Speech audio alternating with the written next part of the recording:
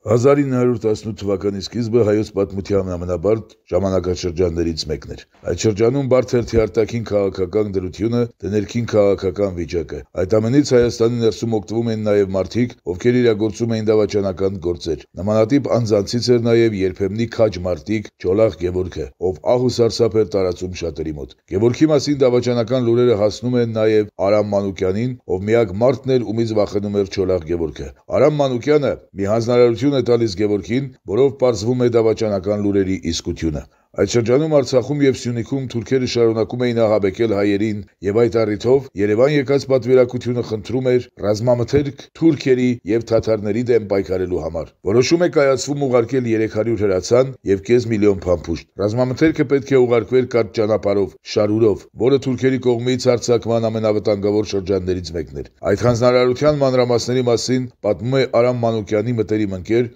Արշալույս Աստվածատրյանը։ Ահա այստեղ էր,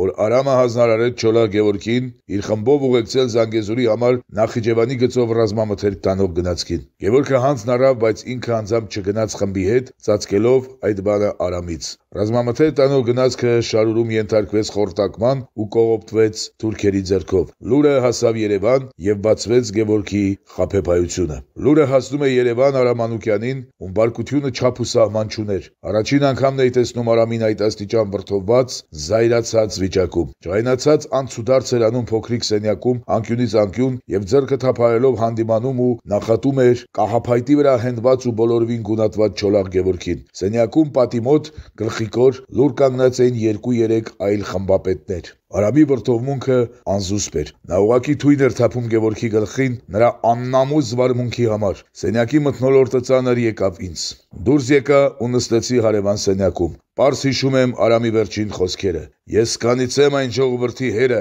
որ շանս սատակ չի անի քեզ պես դավաճաններին»։ Այդ դեպքից հետո Չոլախ Գևորգը դասեր չքաղեց եւ շարունակեց իր դավաճանական գործունեությունը։ Այդ ամենի արդյունքը եղավ այն, որ Արամ Մանուկյանի հրամանով գնդակահարվեց հայ դավաճան Չոլախ Գևորգը։ Նա ստացավ իր արժանի պատիժը, գնդակահարվելով օրը ցերեկով Երևանի փողոցներից մեկում։